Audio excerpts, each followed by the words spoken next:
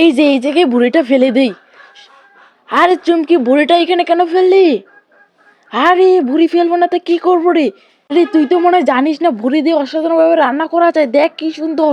আরে কি বলিস, ছি, এগুলো খাওয়া যাবে নাকি রে? ওয়াও, দেখ কত মোটা।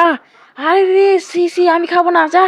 এটি দেখার আগে আল্লাহ ছবিটিকে মন থেকে আসলে ভিডিও লাইক করো, এবং তুমি যদি তরমুজ খেয়ে থাকো চ্যানেলটিকে সাবস্ক্রাইব করে কমেন্টে জানিয়ে দাও।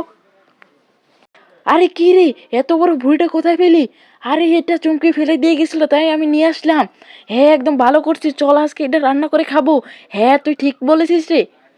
আমি ভালোভাবে ধুয়ে নেই, তারপর এটা কেটে ভালোভাবে কেটে নেই।